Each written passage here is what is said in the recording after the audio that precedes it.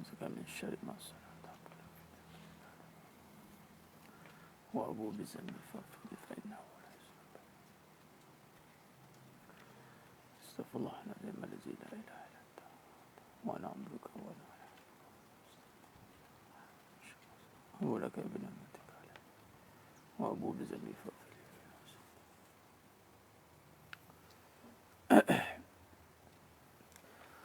استغفر الله العظيم الذي لا إله إلا أنت وأنا عبدك وأنا أعوذ بك من شر ما صنعت أبوء لك بنعمتك علي وأبوء بذنبي. Assalamualaikum warahmatullahi wabarakatuh. Bismillahirrahmanirrahim. Alhamdulillah rabbil alamin wa bihi nasta'in ala umuri dunya waddin. Asyhadu an la ilaha illallah wahdahu la syarikalah wa asyhadu anna Muhammadan abduhu wa rasuluh. Allahumma salli ala Muhammad wa ala ali Muhammad. Rabbi yassir wa la tu'sir rabbi tamim bil khair. Rabbi shrah li sadri wa yassir li amri wahlul 'uqdatam min lisani yafqahu qawli. Allahumma iftah 'alaina hikmataka wa anshur 'alaina min khazaini rahmatika ya arhamar rahimin. Wallahu allazi la ilaha illa huwa 'alimul ghaibi wasyahadati huwa rahmanur rahim. Wallahu allazi la ilaha illa hu al-malikul quddusus salamul mu'minul muhaiminul azizul jabbarul mutakabbir subhanallahi 'amma yusyrikun. Wallahu al-khaliqul bari'ul musawwiru lahul asma'ul husna yusabbihu lahu ma fis samawati wal ardi wa huwal azizul hakim. Wala haula wala quwwata illa billahil aliyyil azim wala manja minallah illa ilaihi amma ba'du. Ayyuhal mu'minun ittaqullah usikum wa iyaya bittaqwallah faqad fazal muttaqun. Alhamdulillah, sidang jemaah yang muliakan Allah Subhanahu wa taala. Mudah-mudahan kita semua insya-Allah diberkati oleh Allah Subhanahu wa taala. Mudah-mudahan kita semua berada dalam golongan hamba-hambanya yang benar-benar bersyukur. Amin ya rabbal alamin. Alhamdulillah, bertemu kita lagi pada pagi ini insya-Allah dalam siri Fitness Qalbu. Alhamdulillah, siri yang ke-57. 57 tu dah setahun lebih kita bersiaran, bermula pada sejak PKP lah. Alhamdulillah. Siri Fitness Qalbu ini kita seringkali bersiaran pada Sabtu pagi, antara pukul 9 ke paling lambat pukul 10.30 lah. 9.30 ke 10.30 tu kita bersiaran. Dalam siri ini insya-Allah kita membincangkan hal-hal berkaitan tentang hati, bagaimana nak bagi dia cergas, fit, bagi hebat dalam perbahasan yang santai. Dan kita juga mengulang kaji juga pengajian-pengajian yang kita telah bincangkan sepanjang tempoh kelas official kita waktu malam itu. Dan insya-Allah Allah Subhanahu taala berikan kita kekuatan untuk terus istiqamah dalam kita mengisi masa-masa kita, hari-hari kita ini dengan majlis ilmu. Ingat, majlis ilmu adalah tuntutan. Majlis ilmu adalah kewajipan bagi setiap insan bernama manusia yang mukallaf, muslimin dan muslimat. Baik. Jadi kekerapan kita duduk dalam majlis ilmu, insya-Allah kekerapan kita duduk dalam siri muzakarah, tausiah, tazkirah, Allah semakin lama membuatkan hati kita akan menjadi semakin cerah. Alhamdulillah. Ada yang dah setahun, ada yang dah 2 tahun. Allahu Akbar. Dari awal PKP, dah sebelum PKP pun ada. Mudah-mudahan istiqamah dalam kita menjadi penuntut ilmu ini sehinggalah kita kembali ke rahmatullah. Dan Allah istiqamahkan kita semua untuk menjaga majlis ilmu ni. Ingat, menjaga majlis ilmu. Ini satu tuntutan. Kerana majlis ilmu itu cahaya. Sekiranya kita menjaga majlis ilmu, bermakna kita menjaga cahaya. Al-ilmu nurun. Ilmu itu cahaya. Majlis ilmu itu membawa cahaya, insya-Allah. Baik, pada pagi ini kita membincangkan tentang jangan salah meletakkan kemahuan kelak mengundang kebinasaan.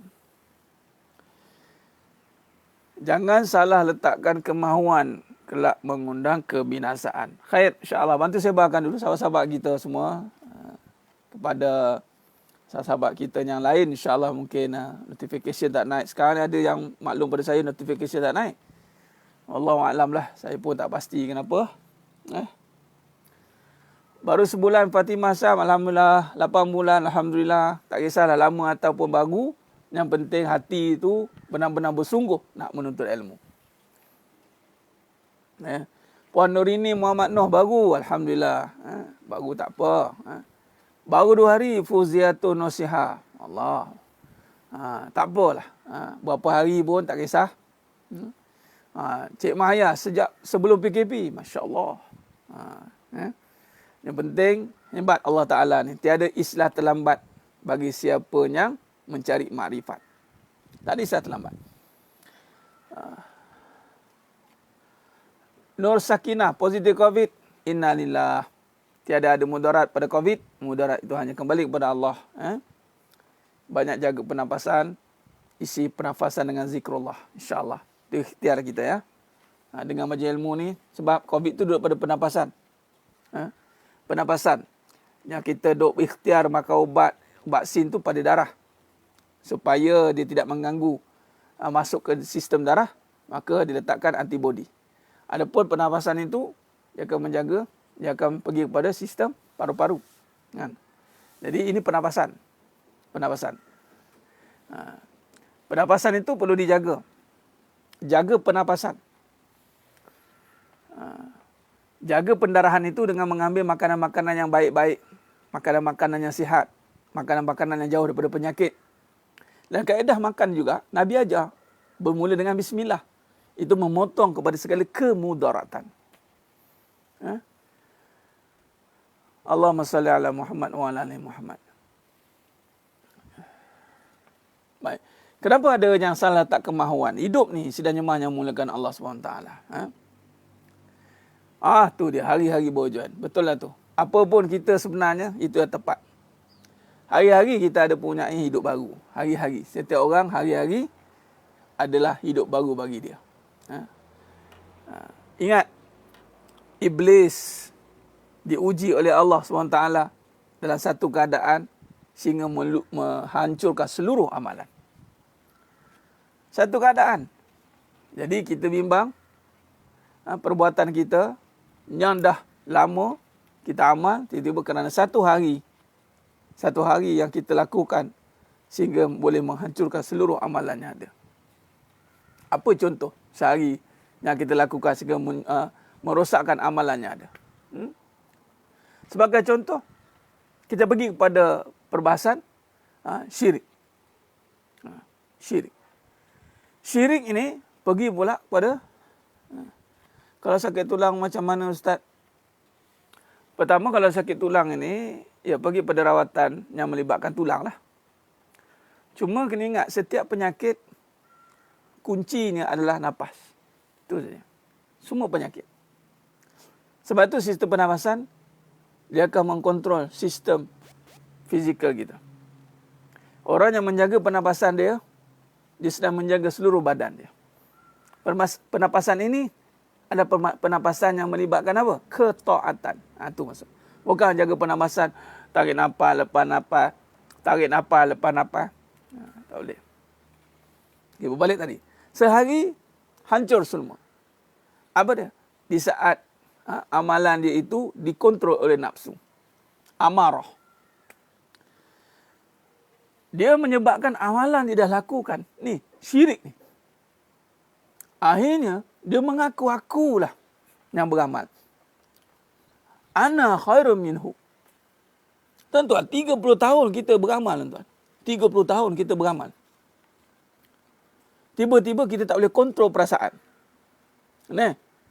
Katalah seorang isteri. Ni, saya nak cerita contoh mudah. Kahwin lagi. Isteri ni dah berkahwin 20 tahun dengan suami dia. Dia jaga suami dia tip-top sampai dapat top fan.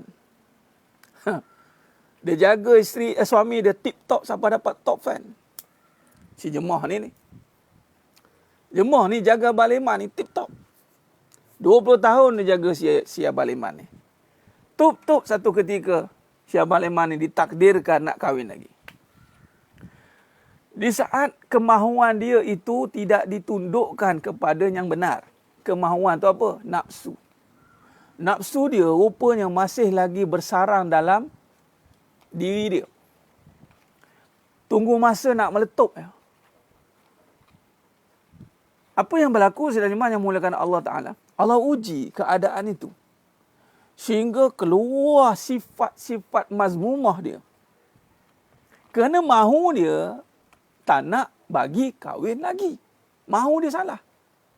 Mahu dia kepada benda bukan pahala rupanya.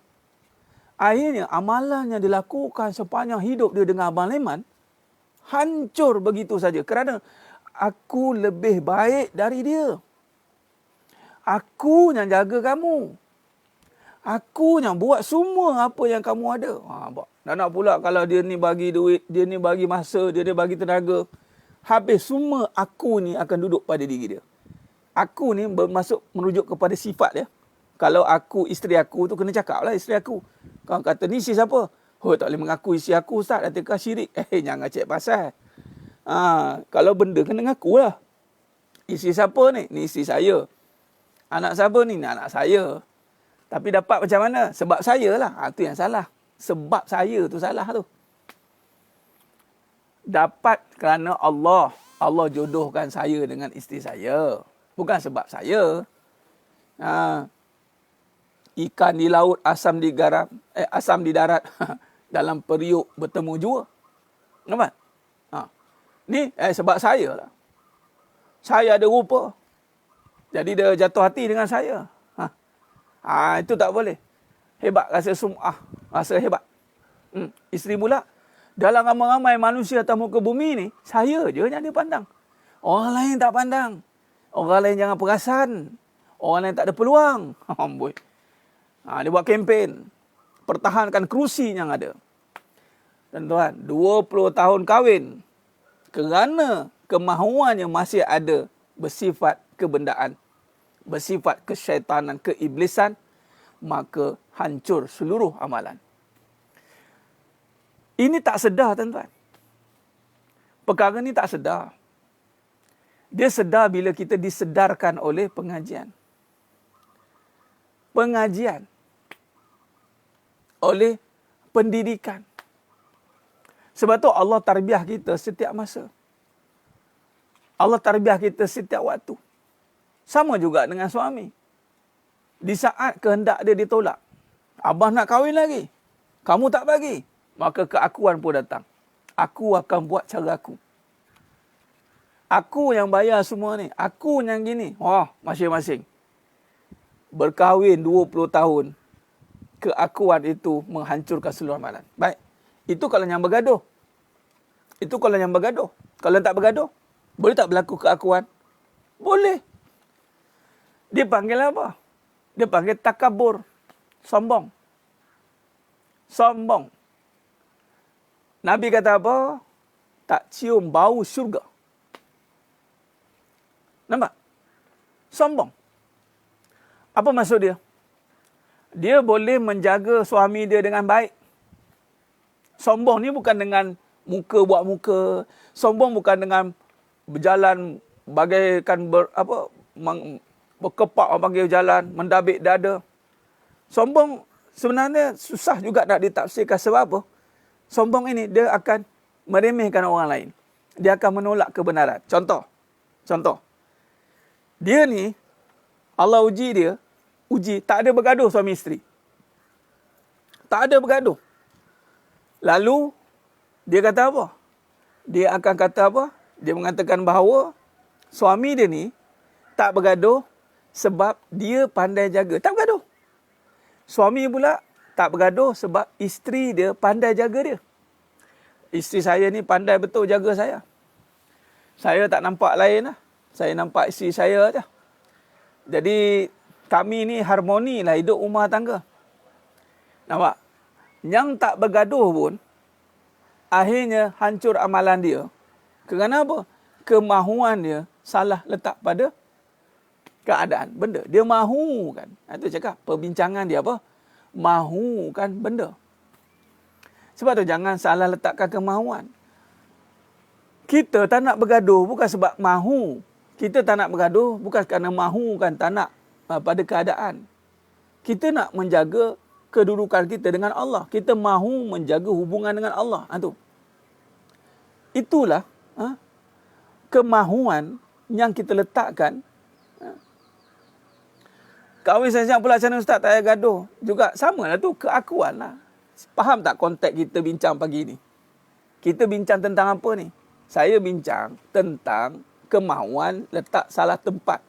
Disebabkan kemahuan itu tidak dididik untuk Allah, maka hancur amalan.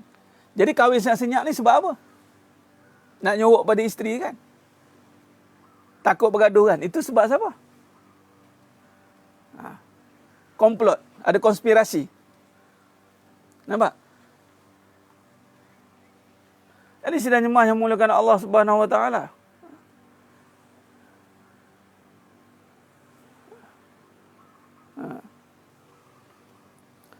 Nampak tidak? Kenapa berlaku begitu? Kerana kemahuan dia letak salah tempat. Sebab tu keakuan itu tidak boleh letakkan pada amalan. Aku beramal. Aku dikurniakan amalan. Allah bagi aku beramal. Aku tu ada juga. Tapi dia tidak boleh letakkan terus. Diletakkan terus pada benda yang sepatutnya kita tak ada daya. La haula wala quwata illa billahil aliyil azim. La haula wala quwata illa billahil aliyil azim. Sebab itu, kemahuan itu kena letak pada Allah. Aku berhajat. Aku berhajat hanya kepada Allah. Aku mahukan Allah. Aku mahukan Allah. Mahukan Allah maksud, aku mahukan segala apa yang Allah suruh itu aku mampu lakukan. Mahu lakukan. Mampu dan mahu lakukan. Jangan aku mahukan dunia. Ini kita bincang semalam. Jadi, sidang jemaah yang muliakan Allah SWT, mulai hari ini dan selama-lamanya, jangan letakkan kemahuan pendorong untuk kita melakukan segala amal. Jangan. Kita letakkan kemahuan itu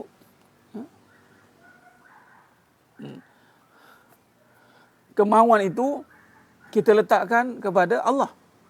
Itu nama kita berhajat kepada Allah. Hasbi Allah. Hasbi Allah. Hasbi Allah. Cukuplah Allah.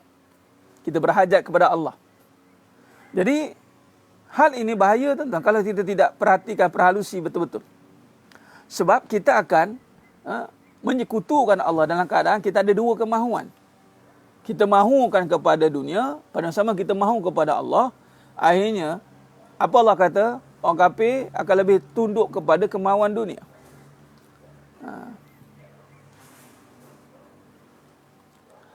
Sri Emil Daniati. Apa yang berlaku sebenarnya pengajaran untuk kita. Setiap yang berlaku, orang yang berakidah, dia tak akan mencari salah.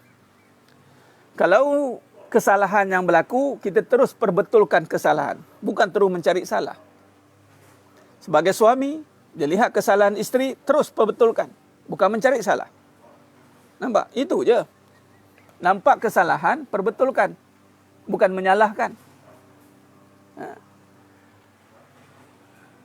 Kita kena hidup dengan pertolongan Allah. Dengan bantuan Allah. Kita tiada daya, tiada kuasa, melainkan dengan bantuan Allah. Berapa ramai hari ini, hati kita jadi sakit, tuan-tuan. Hati jadi sakit sebab kita letak mahu tu pada benda. Contoh, saya mahu anak saya berubah. Saya mahu suami saya berubah. Saya mahu isteri saya berubah. Saya mahu keadaan ini berubah. Saya mahu dunia ini, saya mahu. Tak, susun. Tuan-tuan, salah perbincangan begitu. Berapa ramai diuji dengan kesakitan disebabkan disalah ertikan soal kemahuan. Diuji dengan kesakitan, dia salah letak kemahuan.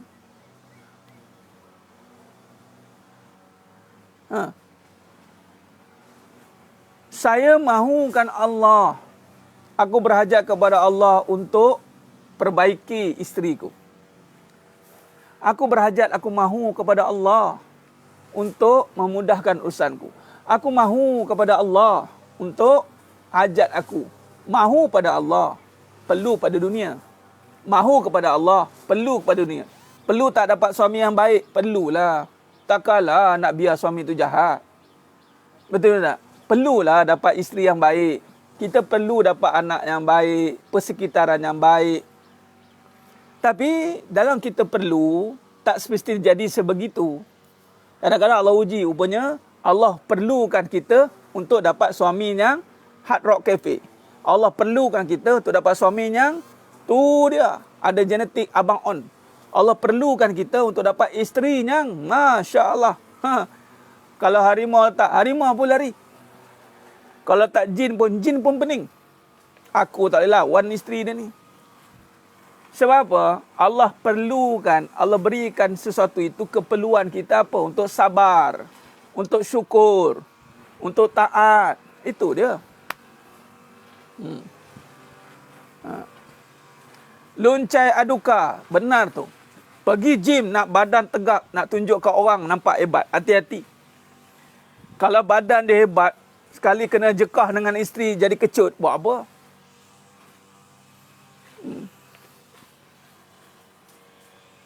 Bagaimana kalau isteri berkemahuan kepada suami sedang suami terus mengelak, belum punya zuriat sedangkan umur terus meningkat?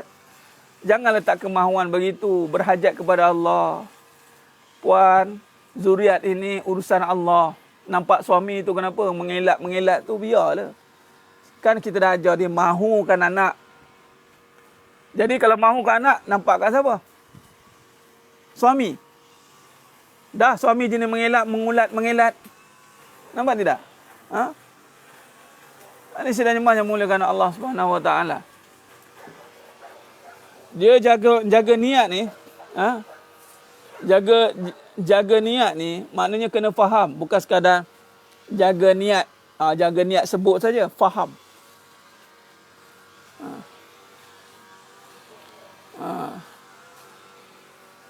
Abang on bukan abang non abang on.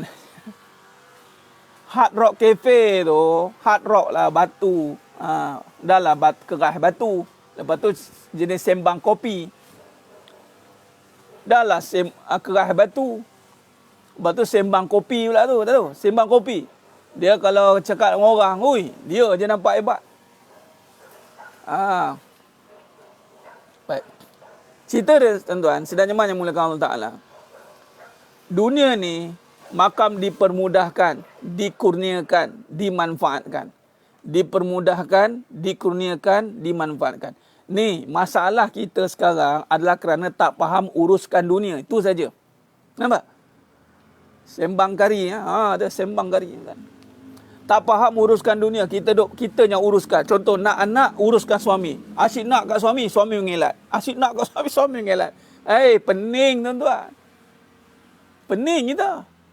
Kita gagal fahamkan diri kita untuk mengurus isteri kita. Lain sekali kahwin diam-diam. Kita gagal nak fahamkan urus anak-anak kita. Lain sekali, lantaklah apa nak jadi. Sebab apa? Kita gagal uruskan kemahuan kita. Kita gagal uruskan kemahuan kita. Ulang lagi sekali. Gagal uruskan kemahuan kita. Kita kahwin saja mahukan keluarga bahagia. Tak mahukan Allah. Dia mahu keluarga bahagia, dia gimana? Dia makan berdua, candlelight dinner, jalan sana, jalan sini. Mahukan bahagia, dia buat macam mana? Dia buat kedai cara dia lah.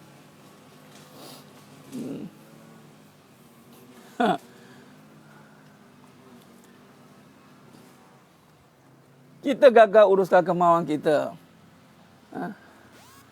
Sebab tu Islam bukan sembang. Islam adalah perbuatan. Laksanaan dengan hati yang mengenal. Tuan-tuan, sedang nyembah yang mulakan Allah SWT.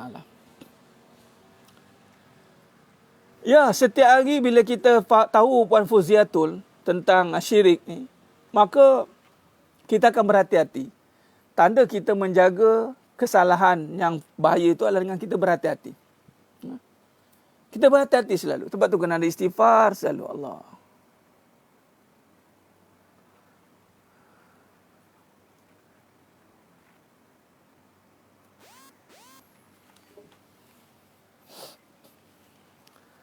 Nampak? Ya. Salina sahabat tengok, merajuk sedia hilang. Taklah. Jangan begitu. Dia bersama bukannya soal anak-anak je. Faham? Kalau fikir nak anak je, nanyalah. Janganlah begitu. Ha? Allahumma salli ala Muhammad wa ala ali Muhammad.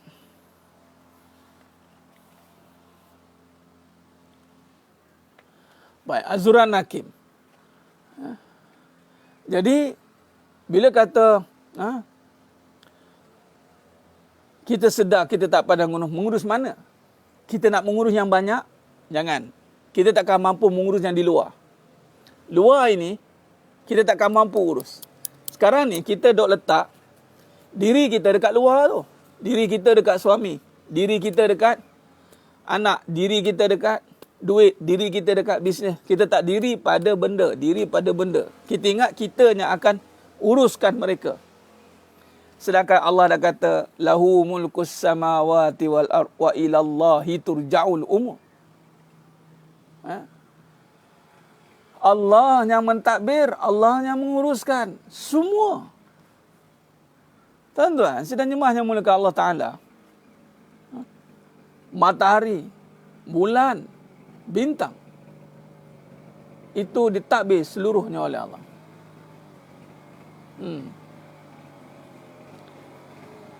Benar tu lonceng aduka. Inilah ilmu yang tersembunyi.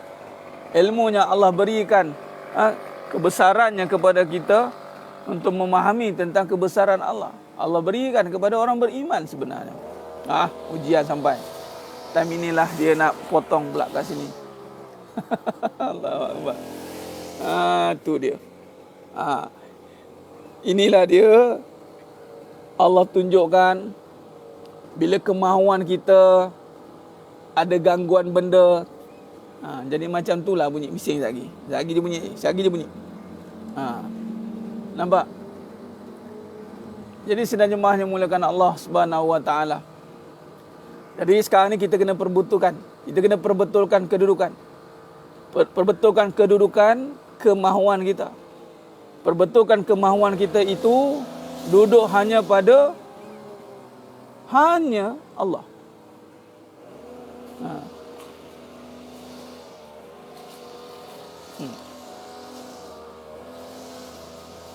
Mahukan Allah. Mahukan Allah. Walaupun ada gangguan Ustaz, tetap fokus. Bagus. Masalahnya yang di sana fokus, yang di sini kena melawan suara. Tapi alhamdulillah. Jadi sedang jemaah yang mulakan Allah SWT. Dia begini. Alhamdulillah Allah dah jauhkan. Nampak? Allah jauhkan. Baik, sekarang ni begini. Jangan salah letak kemahuan. Tujuan kita belajar akidah. Kita belajar tentang ma'rifatullah. Kita belajar tentang melihat dunia dengan kekuasaan Allah. Adalah untuk apa? Untuk kita memahami bahawa dalam diri kita ini ada satu keadaan yang dinamakan perasaan, nafsu. Yang boleh menundukkan nafsu ini hanyalah Allah.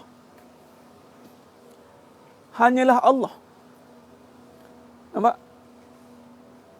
Allah yang menundukkan. Itu sifat kekuasaan Allah. Bukan amalan kita. Bukan diri kita. Jadi sebab itu, jangan terkejut ada orang yang masih gagal menundukkan nafsu.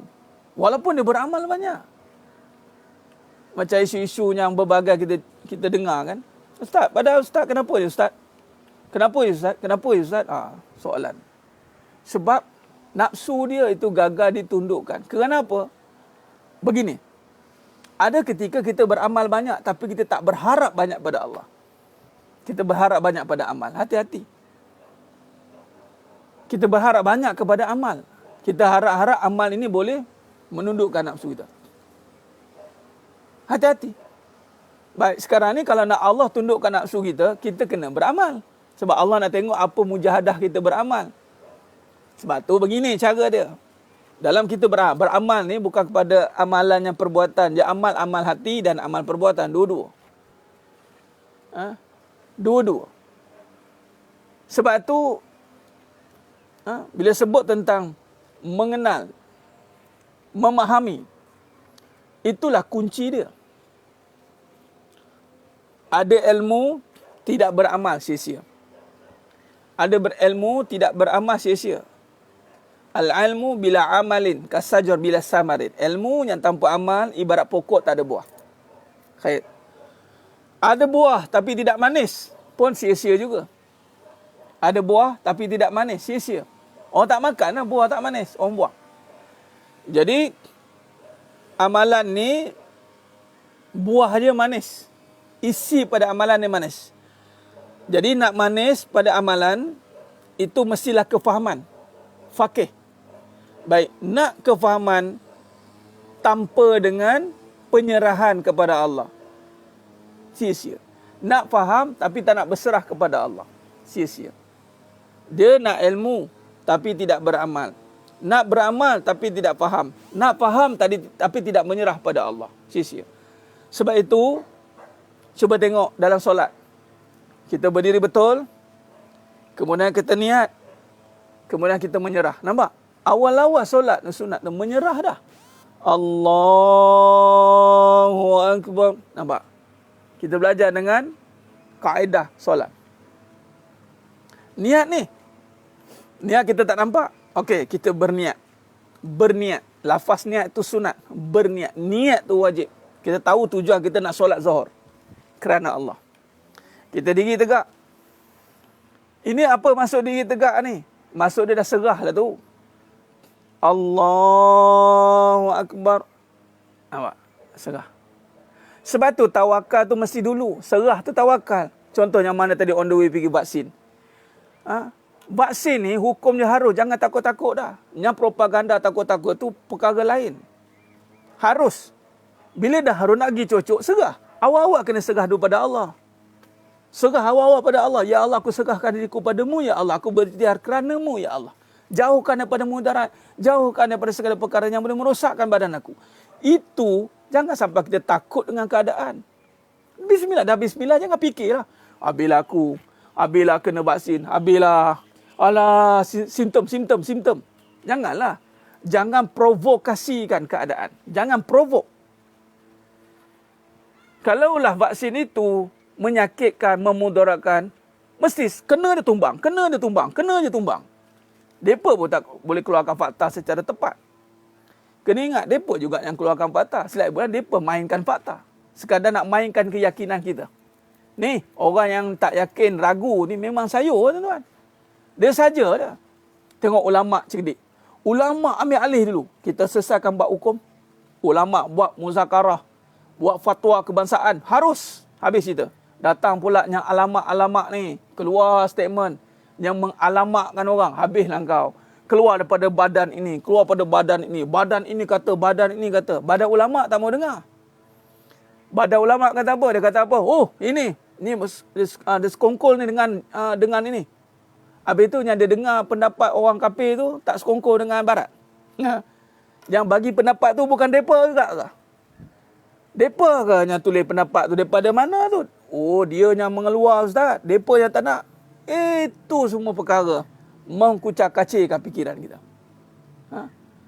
Mengkucak-kacirkan pemikiran kita.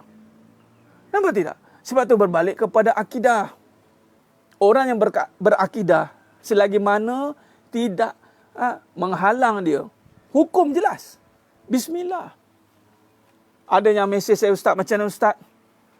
Contoh, dia ni boleh jambang. Ustaz, macam mana ustaz? Saya nak pergi kerja government. Perlu ke saya potong, pendekkan? Ataupun macam mana? Saya kata, kerja tu, kalau niat nak ambil nafkah, jadi wajib. Bela jambang ni sunat. Jadi janganlah sebab yang sunat menghalang yang wajib. Potonglah sikit, kemaskan, pergi kerja. Kan faham? Yalah ustaz, baik. Yang cocok. Ada kata, ustaz, macam mana ustaz? Saya ni kan, diorang paksa saya nak ambil katanya. Saya kata apa? Sekarang ni benda tu melibatkan pentadbiran. Pergi je lah. Kenapa takut? Takut letak pada Allah. Selesai masalah. Ulama' dah ada. Nampak? Jangan kita mendahului ulama'. Kita menghukum ulama'. Ini hati-hati. Memang Nabi kata ada ulama su', tapi bukan untuk kita mudah-mudah mensukkan ulama. Nampak ni asuk, ni su', hati-hati. Dengan hanya pendapat yang berbeza, kita dah mensukkan ulama. Kita siapa? Saya dengar daripada statement Barat. Barat tu siapa? Oh, ulama yang se-Islam, seagama, kita tak mau dengar. Yang sebarat dengan yang tak kena dengan kita. Allah Akbar. Apa masalah? Ikab. Itu harus. Boleh jadi sunat. Nampak tidak? Kalau pergi kerja pakai, buka lah apa masalah. Dia sini begini. Orang beriman, orang berakidah, dia tidak akan berbalah. Hati dia berlapang dada. Selagi mana tidak melanggar hukum Allah. Nampak? Itu dia. Jadi sebab itu, kita kena faham kedudukan diri kita.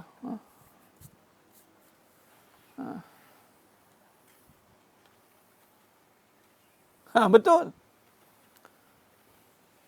Dia kata ulama sekongkong orang kafir. Yang dia tu ngikut pendapat orang kafir tak fikir. Allah, fitnah. Nampak? Patut kena bersederhana. Yang nak ambil. Yang tak ambil sudah. Yang kena ambil, bertawakallah. Dari awal kena serah diri pada Allah. Nampak? Ulang. Berilmu tanpa beramal. Beramal tanpa faham. Berfaham tanpa menyerah. Bologami. Saya tak pernah dengar perkataan bologami ni. Wallahualam. Saya tak tahu. Yang saya tahu polistrin. Polistrin saya tahu. Dia poligami atau polistrin. Itu apa? Itu saja. Poligami atau polistrin. Polistrin ni nampak dia macam kukuh. Monogami, poligami dan last bologami. Macam-macam. Itu macam-macam tu Kak Bikman. Yang saya tahu poligami versus polistrin. Itu saja. Polistrin. Apa dia? Jenis yang tidak meletakkan akidah nombor satu. Atau polistrin. Dia boleh berkasih sayang kerana syarat. Atau polistrin. Kemahuan masih pada makhluk. Cerita bab Allah tapi mahu benda. Ini semua hati-hati. Penampilan-penampilan yang menggambarkan Islam tetapi tidak berakidah sempurna. Hati-hati. Akhir zaman banyak begini. Berpenampilan sebagai orang Islam. Sebut mungkin pemakaian, mungkin ala-ala lah. Tapi akidah dia masih tidak berpegang kepada Allah. Dia tidak berharap kepada Allah. Dia tidak menyerah kepada Allah. Dia masih mahu kan. Kalau dia tak dapat mahu suami dia bagi dia kebebasan. Habis itu. Dia berpoligami. Faham? Dia berpoligami, kemudian orang kata poligami ni isteri part time. Itu dia,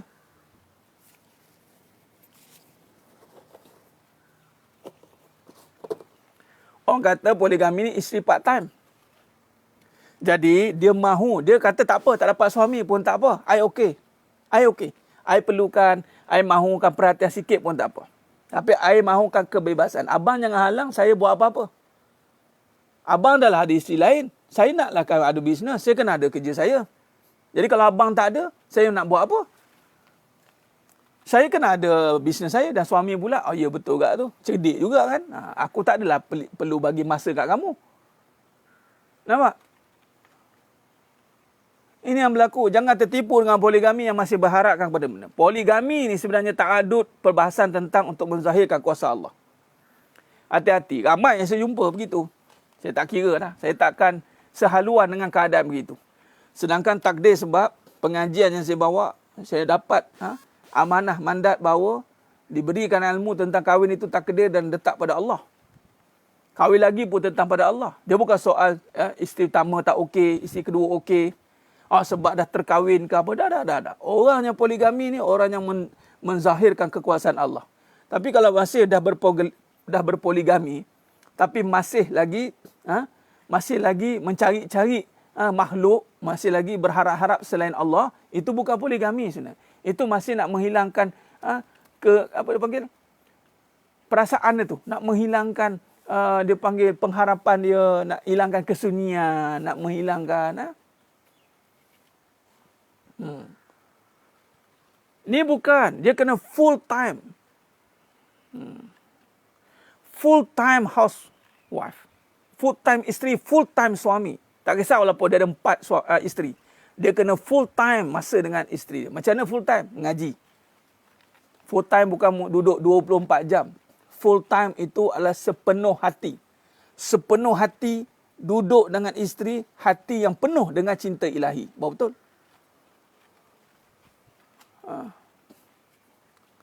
Itu dia. Sepenuh hati.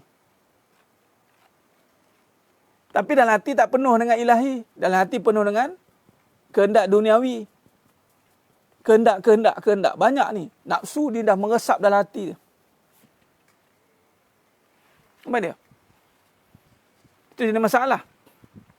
Sebab tu Allah takdirkan. Contoh, kenapa Allah takdirkan saya berpoligami. Ta'adud. Dan untuk menangani masalah begini, ada salah faham yang banyak tentang poligami yang terpaksa jadi polistrin. Tidak boleh menguruskan keadaan. Sebab dari awal, sebab dia nakkan keadaan. Dia nakkan keadaan itu. Dia mahukan. Asalnya kerana apa? Salah letakkan kemahuan. Full time housewife ni penuh hati. Dia bukan semudah-mudah nak keluar sana sini. Kalaupun dia ada kerja, tapi pastikan kerjanya itu bukan sekadar untuk larikan daripada tanggungjawab dia. Kenalah. Sebab apa? Suami tengah busy, saya kena ada kerja saya lah. Kalau suami tak ada, saya nak buat apa? Nampak? Memainkan perasaan.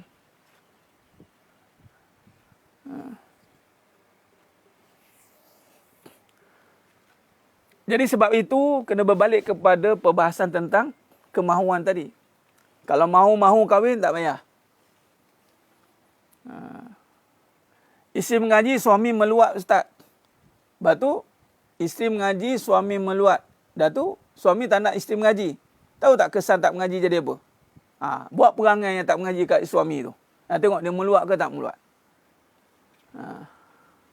Nak tengok perangai malas. Jangan buat orang yang tak mengaji, dia malas ataupun dia buat benda-benda bukan kerana Allah, mengajuk. Orang tak mengaji. Suami begitu. Jangan jadi baik kan? Jangan jadi baik. Kalau suami yang meluat isteri mengaji, isteri jangan jadi baik. Tu ayat dia.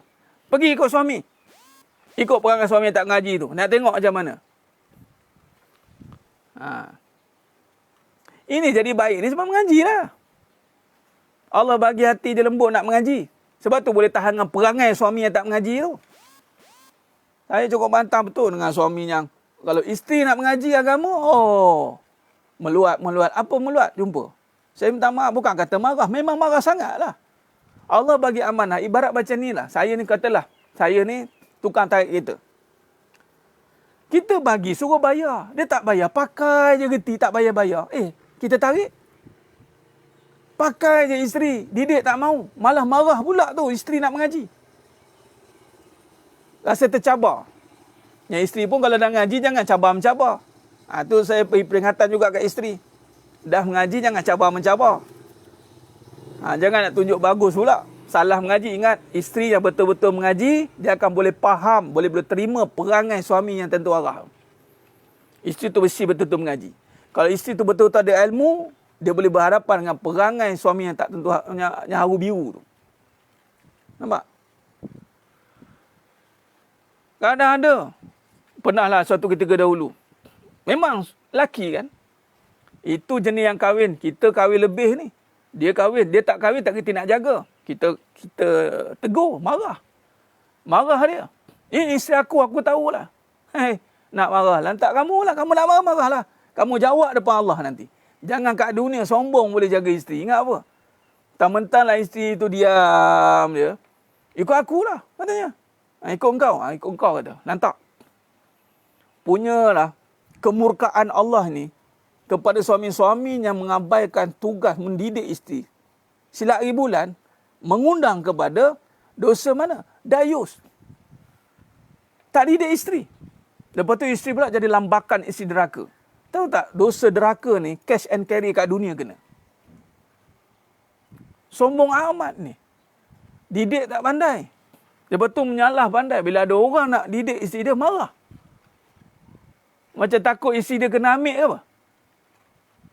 Itu jenis suami yang tak bertanggungjawab lah. Setiap orang lain perjalanan. Dia lain perjalanan tapi tak satu tujuan. Kalau kita setiap orang, saya suka cakap gini. Penyakit memang cara dapat berbeza tapi ubat sama. Tu ayat-ayat yang kita panggil konon-konon tak apalah. Kalau nak mengubat, jalan ni sama sebenarnya. Penyakit datang berbeza-beza tapi jalan nak berubat sama. Jadi bila kita panggil berubat, jangan mengelak. Minta maaf. Dalam bab ni saya terpaksa tegas lah tuan-tuan. Minta maaf sangat. Sebab kehancuran ni berlaku apabila kegagalan rumah tangga ni. Suami yang tak erti bahasa, isteri yang tak faham bahasa. Lepas tu suruh mengaji alasan saja. Lepas tu jenis bergaduh, marah tak tentu halah. Lepas tu merebak kepada orang keliling. Racun orang. Didik orang benda yang salah. Lepas tu orang-orang baru, anak-anak baru, anak-anak muda tengok perangai-perangai orang yang tak kerti bahasa ni. Belajar pula, melekat lagi. Turun-temurun. Turun-temurun tuan-tuan. Sebab itu, ni kalau ada Umar Khattab radhiyallahu anhu. Sedang Umar Khattab radhiyallahu sangat teliti bab perempuan tuan. Sehingga kalau seorang perempuan, waktu tu saya riwayat, seorang perempuan kena buli. Seorang perempuan kena buli. Tentera turun tuan-tuan. Tentera turun. Jadi kalau isteri yang kena buli oleh suami yang tidak dididik, saya tak boleh berdiam. Saya bukan nak salahkan suami. Saya bukan nak salahkan isteri. Tapi hal ini dah nak akhir zaman. Masih lagi berbincang soal tak suka tengok isteri nak belajar.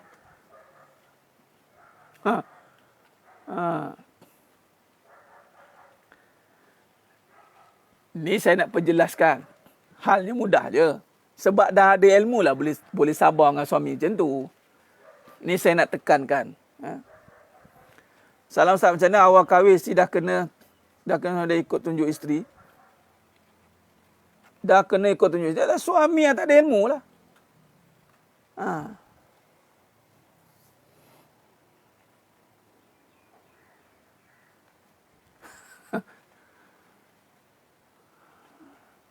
Dulu saya pernah jelas tengok suami mengaji sedangkan saya sibuk ngurus rumah. Masa tu tak tahu kenapa fikir. Inilah dia. Jadi kemahuan. Sungguh kegagalan masyarakat punya dari rumah tangga. Ini jelas. Meremehkan rumah tangga. Itulah kegagalan yang utama. Sebab tu, isteri boleh ke cek handphone suami? Saya nak tanya, anak-anak boleh cek tak handphone mak ayah? Saya tanya, anak-anak boleh tak cek handphone mak ayah? Cek, daddy, nak cek apa ada handphone dalam daddy? Ada apa dalam handphone daddy ni? Anak dengan mak, anak dengan bapa, sama kedudukan isteri dengan suami. Jangan ingat, Allah bagi umur sama. 1. Kenal lama. 2. Pangkat lebih sikit. 3. Dia buat suami macam anak dia. Suami, isteri kalau nak buat dekat anak-anak. Jangan dengan anak-anak tak terbuat pula. Tolong restrict dekat anak-anak. Check handphone anak-anak. Buat apa anak-anak pergi? Pergi kat mana? Itu kena buat. Sibuk jaga suami. Suami yang kena jaga isteri. Suami boleh check handphone isteri. Buka handphone kamu. Abang tengok apa kat dalam. Ini dah. Fair and square. Abang tak check, saya pun tak check. Isteri pun unlock. Sebab apa? Tak nak bagi suami check. Ingat. Yang boleh check handphone isteri, suami. Suami, isteri tak ada hak untuk cek handphone suami, melainkan dengan izin. Kalau suami diizinkan, dia bagi. Kenapa Ustaz? Protokol. Habis Ustaz, suami saya tak ada unlock pun. Ada memang dah kena sergah dengan isteri memanglah. Abang siap abang Abang letak unlock, abang siap. Ya. Baik. Abang open. Abang open. Check lah. Dia tak tahu hal-hal yang berkaitan dengan bincangan mak dia ke, ada hal-hal yang ada apa? Perkara-perkara yang sulit. Berbincang, kadang-kadang salah faham jadi lain. Tak ustaz, biasanya nak tahu ada main perempuan lain ke tidak. Tu masalah lah tu. Dah kamu kahwin dengan lelaki. Sebab tu berdoa dengan Allah. Doa dengan Allah. Ni masalah kalau mahu manusia saja ni. Dompet pun, ya. Handphone anak tak cek. Biarkan je. Sebab apa? Takut. Malas. Dia bukan soal profesi saja. Ni kedudukan Allah bagi. Kedudukan Allah bagi tu tinggi. Jadi macam mana anak-anak, sebab tu hati-hati. Ini bab handphone juga. Mak-mak yang anak-anak masih terpaksa guna handphone mak ayah, suruh anak-anak minta izin. Jangan ambil handphone. Kadang-kadang saya tengok zaman sekarang ni, anak-anak pegang handphone mak ayah. Selamba dia main. Selamba dia pegang handphone harta mak ayah. Anak-anak kena minta izin. Didik anak-anak kena tahu protokol dari sekarang. Masuk bilik tak boleh. Usik barang mak ayah tak boleh. Apatah lagi handphone. Ni sebab tak terdidik, dia usik handphone suami. Hati-hati. Tak boleh. Dan juga kita tak boleh mencari-cari dosa orang. Tajassus dipanggil. Seorang suami, dia tak boleh cari-cari dosa isteri. Mana ni? Tapi inilah dia. Tapi inilah dia. Fitnah akhir zaman. Sebab itu hati-hati ya. Helmi Osman. Dia tentang respect, hormat. Sebab tu suami, dia bukan soal nak cek-cek ni. Kadang-kadang ni, isteri pun selamba nak main handphone suami, nak main nak apa ke. Dia bukan cek. Tapi dia tak ada adab. Dia tak ada respect. Barang-barang suami. Dia tak respect. Suami pula tak berani nak sentuh barang isteri. Isteri punya.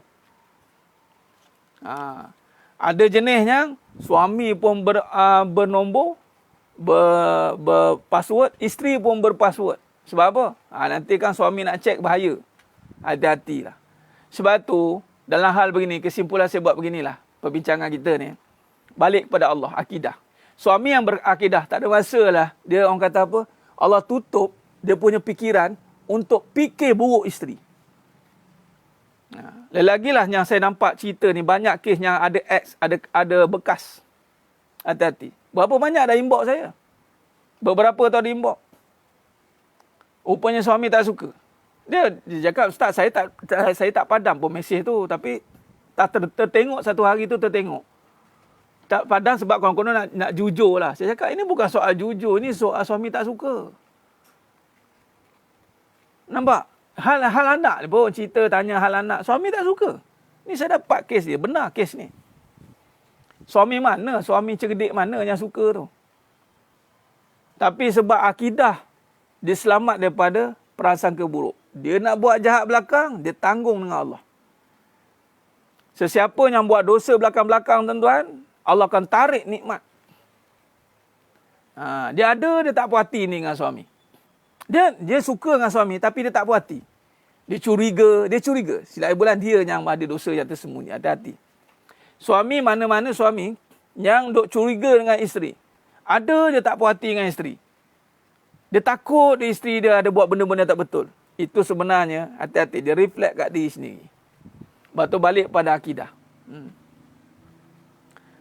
Ini soal bukan nak jaga orang ni. Ini sebenarnya Allah nak tunjukkan. Sebab tu tak kisah. Jadi sebenarnya yang mulakan Allah SWT. Tak apalah, password cuma tak nak anak main game, tak apa. Ini kadang tak ada siapa, orang nak kecil, tak ada apa, tak ada, berpassword-password. Tak tahulah apa jadi. Biarlah. Kita ni soal akidah ni. Bila soal akidah ni, kita balik pada Allah. Akidah nombor satu, balik pada Allah. Tak ada masalah nak, sebab tu tak semua orang bila kahwin, ni kahwin lagi. Ni cerita polistrin ni. Bila kahwin lagi, kahwin. Kahwin pula bukan dengan anak dara yang dah bercerai. Cerai hidup, cerai mati. Cerai hidup especially. Mana boleh ngam? Kebanyakan dia tak ngam. Yang cerai hidup ni, Yang ni duk fikir cemburu dengan suami yang duk dengan isteri. Cemburu. Yang walhal si isteri pun berkontak-kontak juga, buat halal belakang juga. Nampak tidak? Allah buat keadaan itu seakan-akan berlaku begitu. Hati-hati. Sebab itu, orang yang berakidah saja yang akan boleh menyelesaikan masalah bab-bab macam ni. Akidah. Dia balik pada Allah. Dia tak ada masalah isteri ni suka dia ke, tak suka dia ke. Yang penting dia yang kena zahirkan kasih sayang itu pada isteri dia. Isteri pun sama. Kalau isteri yang berakidah, dia tak ada masa nak fikir lagi bekas ke, orang ke, nak cerita apa privasi diri dia ke. Sebab isteri ni bila dah kahwin, suami tak ada dah privasi pada suami dah. Tapi tak tahulah, isteri-isteri zaman moden ni kan. Zaman moden ni banyak privasi dengan suami. Hati-hati, isteri-isteri macam tu. Suami ala kulli hal, suami tu ketua. Dia banyak aturan dia atas tu. Isteri ni hati-hati. Cuba cek isteri. Privasi dengan suami. Try tengok. Isteri yang banyak privasi dengan suami, hati-hati. Ini cerita cek handphone suami. Ni, yang isteri dia privasi dengan suami dia. Hati-hati. Sedangkan suami isteri bila dah serah, aku terima nikah, ujung rambut, ujung kaki, aurat tak ada. Bayangkan. Tapi bila dah kahwin, dah moden, apa dia? Isteri ada privasi dia. Ini akhir zaman ni, hati-hati. Akhir zaman ni, hati-hati. Mak ayah pun dah tak ada privasi dengan anak. Yang jenis masuk bilik tu. Dia masuk je. Tak ada privasi. Tak ada privasi. Lagi anak-anak yang dia dimanja kan. Kesian kat anak-anak tu katanya. Lala sekali, jadi masalah. Baik, jadi kesimpulan dia. Ingat, isteri ni diberikan peluang masuk syurga tanpa hisap. Privasi lah. Contoh saya ada privasi. Dia tak nak diganggu. Dia rindu spa. Tak nak diganggu. Hak dia kena ada hak dia. Hak masa dia nak dia. Masa dia harta privasi. Ada benda yang sulit, dia diam-diam buat. Handphone dia diam-diam, dia sulit dia. Rumah tangganya ada fail sulit ni, dia akan disulitkan oleh Allah. Sebab tu kena transparansi. Terutama isteri. Sebab isteri tu telah menjadi di bawah tanggungan. Ingat, kalau anak-anak ada benda sulit belakang mak ayah, tengok dia buat apa.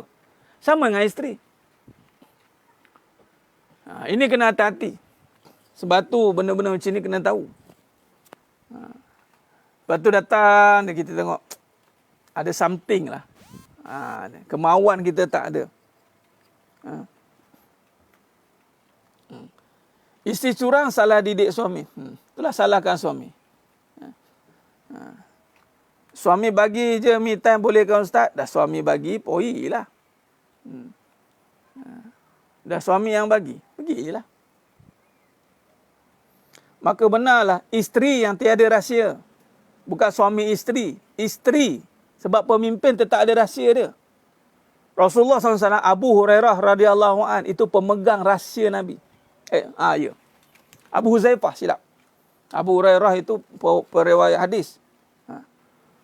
Huzaifah. Ada yang menjaga rahsia. Ada benda yang rahsia ni maksudnya, kalau diterjemahkan tidak boleh. Ada hal-hal. Suami tetap ada rahsia dia. Bukan berahsia. Rahsia dia maksudnya protokol. Isteri itu, anak-anak tidak boleh merahsiakan pada mak ayah. Sebab jagaan. Isteri-isteri tidak boleh ada privasi dengan suami. Sehingga kan nak orang datang rumah ke minta. Ini ya Allah.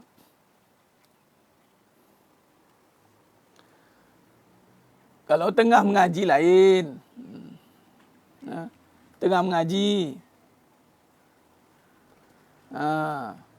Tengah mengaji ni mah tak diganggu. Menuntut wajib. Menuntut. Itu pun kalau suami nak pergi juga, ada hajat dia, pergilah, tunaikan hajat dia, tak masalah lah. Ini kena tahu protokol ni, jangan main-main. Sebab tu kadang-kadang kita tidak sedar kedudukan kita.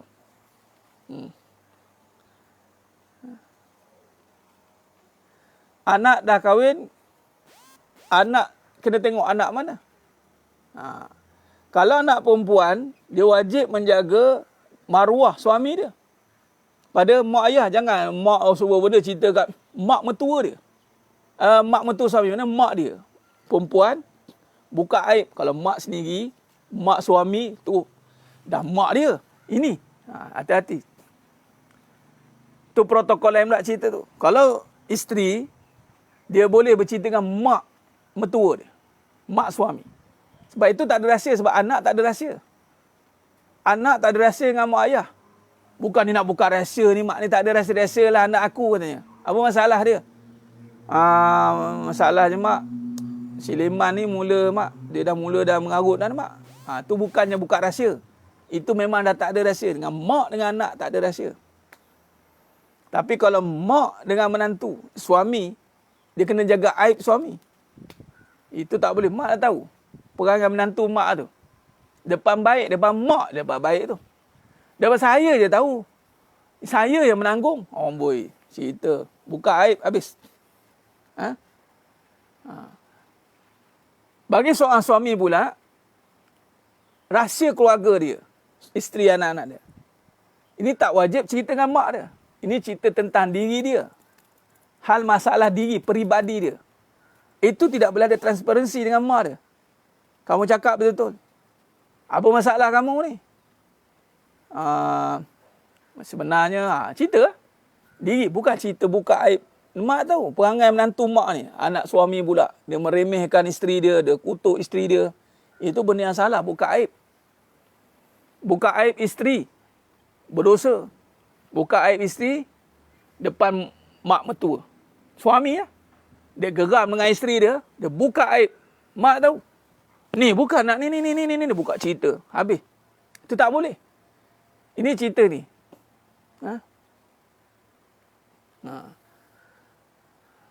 Fatimah El-Lubna. Dia bukan kes sporting, dia tanggungjawab. Saya melalui semua mahkamah syariah. Ambil berat dengan hukum. Saya takkan anggap alah mudah je kahwin ni. Saya takkan cakap itu. Saya dah melalui. Sampai orang tanya, tengok, saya cakap. Pertama kena dapat izin. Pertama surat izin masuk mahkamah dulu. Daripada Pak Id. Dapat perbicaraan daripada mahkamah. Dah selesai mahkamah. Tunggu surat izin nikah. Poligami. Dapat surat izin nikah. Izin nikah daripada Pak Id pula. Bawa surat yang diizinkan oleh mahkamah. Dapat izin daripada Pak Id. Izin lelaki. Izin perempuan pula. Dapat izin perempuan. Izin tarikh nikah. Sulit tak? Soalan, kenapa susah? Sebab nak buktikan kamu ni ada Allah tidak? Itu je.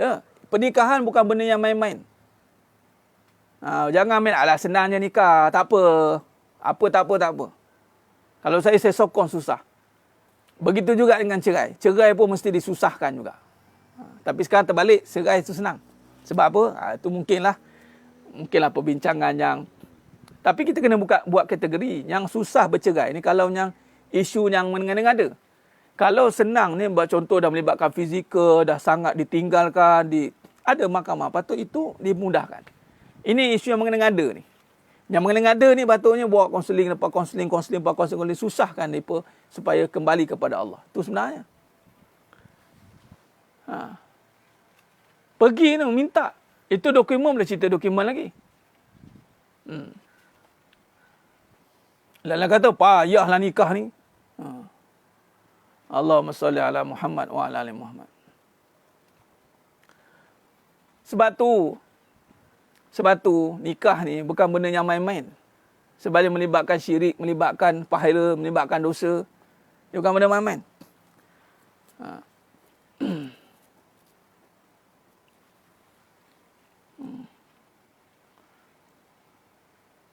Dia benda yang di luar mahfuz ni, benda yang dah tak bertukar ini adalah hukum rang undang-undang yang utama. Hidup, mati, rezeki, tetap jodoh, kahwin. Adapun perbincangan tentang takdir ini, ada bagaimana Allah beri kita peluang untuk berdoa, berharap pada Allah. Di situlah ada peluang untuk meminta kepada Allah. Kita tak tahu apa yang telah ditetapkan oleh Allah. sari abdal. Jadi sebab itu mohonlah kepada Allah. Mati pun kita tak tahu tarikh bila, walaupun telah ditetapkan oleh Allah. Tapi Allah berkuasa tidak untuk mengubah mengikut kehendak Allah? Ya. Tapi kita tahu tidak? Tidak. Jangan anggap kita boleh ubah takdir kita. Kita tak akan boleh ubah takdir kita, tetap yang mengubah takdir itu Allah. Tapi ada takdir yang berubah, itu dengan izin Allah melalui doa.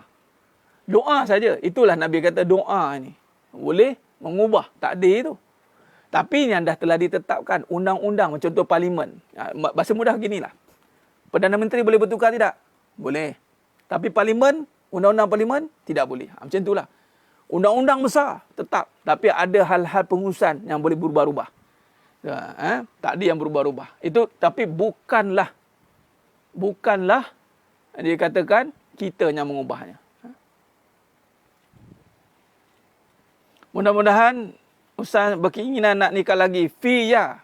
Bukan berkeinginan nak nikah. Buang perkataan ingin nikah. Ingin, mahu nikah tak payah. Perlu nikah. Kalau betul perlu nikah, silakan. Kalau tak perlu, tak payah. Jangan kata teringin. Kalau ikut pengajian saya, kita akan pergi macam ni. Yang lain tak tahulah. Saya tak tahu cara dia pengajar macam mana. Ustaz baru baca pagi tadi kahwin lagi bukan jodoh tapi bodohnya komen menyokong semua perempuan.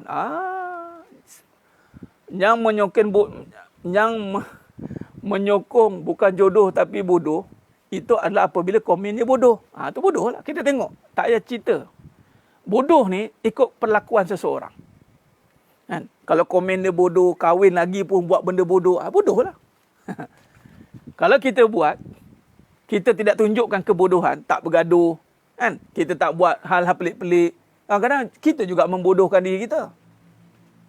Kan? Kita yang membodohkan diri kita ni. Menzalimi diri sendiri. Sebab tu kita ada kewajipan menjaga maruah agama. Jangan sampai orang memperbodohkan. Macam tu, itu dah kena tu. Sebab apa? Ada orang yang kahwin lagi, akhirnya buat benda bodoh. Bergaduh, kan? Berebut-rebut, bertarik-tarik rambut. Akhirnya seorang tarik muka seorang ni, kan benda bodoh tu. Siapa suruh buat? Akhirnya diperbodohkan oleh orang. Kita tak boleh halang. Tapi ingat, syariat agama, siapa yang buat syariat agama, tetapi orang pandang serong, orang pandang bodoh, tanggung. Allah akan tanggung nanti. Kita patutnya kena jaga syariat agama. Kalau kahwin, tolong jaga maruah perkahwinan orang Islam. Kalau nak kahwin lagi, perlukan perkahwinan. Tolong jaga. Kalau melalui kita, orang pandang serong, habis. Jaga maruah agama. Jangan... Ustaz, bagaimana nasihat anak yang masih lagi tidur sebilik dengan mak dia? Bukan nasihat anak, nasihat mak dia tu. Mak kena bertegas. Dan mak yang bagi peluang. Kalau peluang masih diberi, anak tu masuk lah. Jangan bagi peluang lah. Kamu dah besar. Kamu kalau tidur dengan mak, kamu kena nenen sekali. Faham? Menyusu. Itu budak-budak boleh lah, umur 2 tahun. Masih menyusu. Perlukan duduk tidur dengan mak lah. Ini dah tak perlu menyusu dah. Ambil botol tidur luar. Bagi. Itu sebab jangan mengada dengan anak-anak ni. Minta maaf cakap. Kadang-kadang kita salah faham dalam nak berkasih sayang dengan anak-anak. Nak kasih sayang dengan anak, nak didik dia dengan agama. Bukan manja-manja macam tu. Nak berkasih sayang boleh. Belai boleh. Seronok dengan dia boleh. Tapi kalau tidur pun nak kena sebilik sekali. Nak kena makan pun nak kena kita hidangkan. Nak kena baju kita pakaikan. Dah besar panjang. Patut anak-anak yang kena jaga mak ayah, berkhidmat. Anak-anak macam tu macam nak berkhidmat dengan mak ayah. Hati-hati. Mak tu kena. Ustaz, ada page di FB yang jadi tempat luahan bini-bini pasal suami sampai dalam kelambu. Lepas tu penasihat pula para orang lelaki. Ya betul tu Puan Rahayu, Puan Mak Yusof. Inilah keadaan akhir zaman. Macam-macam bercampur aduk. Bercampur aduk. Saya pun reda Ustaz dengan anak yang dah besar 8 tahun tidur sebilik. Allah.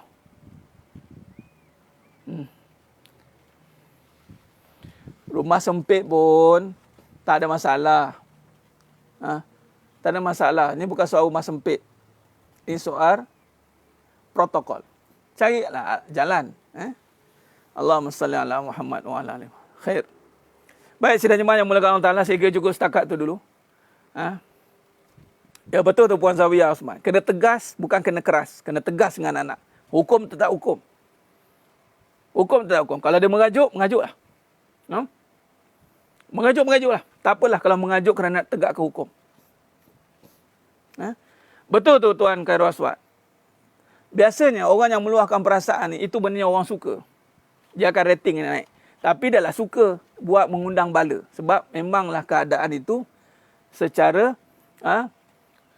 realitinya memang orang suka kepada cerita tentang perasaan ni. Sebab tu ramai. Sebab geng-geng perasaan ni ramai. Ini pula tidur asing. Dia beginilah. Harum iman. Ni lain pula. Kalaulah anda berusia. Saya tak guna orang tua lah, tak baik. Yang berusia. Kita pun sama. Menuju pada usia. Tiba-tiba satu tahap kita tidur berasing. Apa isu? Wallahualam. Saya tak nak sentuh isu apa. Saya nak beritahu begini. Bersiap sedialah. Kita pun akan berasingan tidur di dalam kubur nanti. Cukup. Faham untuk itu sudah. Bersiap sedialah. Kita akan berasingan tidur dalam kubur nanti. Dah. Habis cerita. Tak payahlah sampai hati awak. Sampai hati saya dah. Tanpa tu nak ujung lah kita nak kena seiring lah, sejalan. Seindah bunga di taman. Macam-macam lah hal-hal dunia yang kita dah konon-konon. Dah ujung-ujung ni lah berfikir-fikir benda tu. Padahal kita dapat pernah dulu dah. Dulu dah pernah dapat. Tapi sebab itulah pengisian agama tu kurang. Jadi kita rasa kehilangan dengan keduniaan itu. Kita rasa lonely sangat. Hati-hati. Jadi bersiap sedialah. Kita akan bersendirian juga di kubur nanti. Jadi temanlah dengan. Jangan tak puas hati sudah. Jangan ada ketidakpuasan hati. Jangan ada tak puas hati sudah. Minta izin sama tak. Okey, nak tidur sendiri tak apalah. Wallahualam apa isu? Tak apalah Puan Hashim kalau itu. Tapi kena ingat. Jangan sampai ada isu. Kadang suami perlukan berteman contoh. Tapi isteri yang tak nak, hati-hati. Sebab kata beramal sampai tinggalkan suami. Itu salah. Itu salah. Nak beramal sampai tinggalkan suami. Lepas tu minta maaf cakap. Isteri duk faham. Alah, nak itu je. Nak itu je. Kita dah macam ni pun jangan. Jangan. Nabi SAW tidak pernah ajarkan beribadat seperti itu. Malah Nabi SAW mengajar selagi mana ada suami, keutamaan tetap letak pada suami. Sehinggalah mati. Tak adalah sekian pada sekian umur, maka kedudukan kamu telah berkurangan. Pada sekian umur, masuk umur gini, maka tak payah layan sangat suami. Tak ada. Tak ada dalam kitab mana pun bercerita soal itu. Sama dengan anak-anak pun. Setelah kamu berkahwin, kamu ada isteri, maka dengan mak ayah tak perlu lagi jaga, tak perlu lagi tengok. Maka ada kelonggaran untuk kamu, tak ada. Anak 1, anak 5 orang, anak 10 orang, umur 40, umur 50, mak masih ada, anak lelaki. Isi seorang, isi 2 orang, isi 3 orang, isi 4 orang, mak masih ada. Tetap kena dahulukan mak. Baik. Jadi sedang jemaah yang mulakan Allah SWT. Khair. Saya kira cukup setakat tu dulu. Moga-moga Allah rahmati kita semua. Mohon ampun maaf di atas segala kekurangan, terkasar kata, terkurang bicara. Hanya Allah Ta'ala sajalah yang mampu menyempurnakan perbahasan kita, insyaAllah.